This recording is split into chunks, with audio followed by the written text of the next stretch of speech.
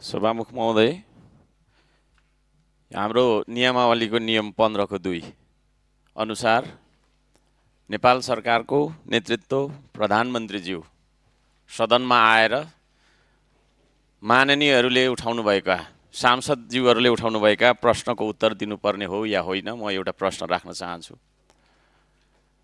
मैले 2083 साल 1 महिना 28 गते र 29 गते केही प्रश्नहरू राखेका थिएँ, जो गृह मन्त्रालयसँग सम्बन्धित केही थिए, केही रक्षा मन्त्रालयसँग सम्बन्धित केही थिए,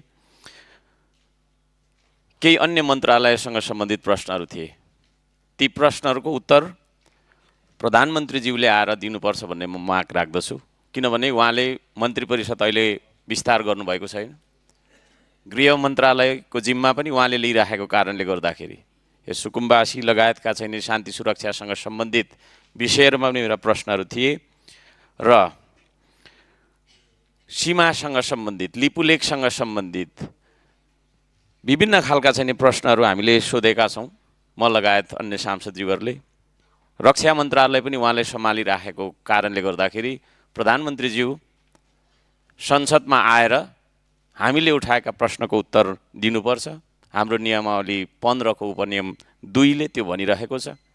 28 गते राखेको प्रश्न आज गर्दाखेरि 10 दिन जति भइसक्यो। त्यो उपनियममा भनिएको कुरा के छ भने 7 दिनभित्र नेपाल सरकारका सम्बन्धित मन्त्रीले उत्तर दिनुपर्छ भन्ने हाम्रो नियमावली छ।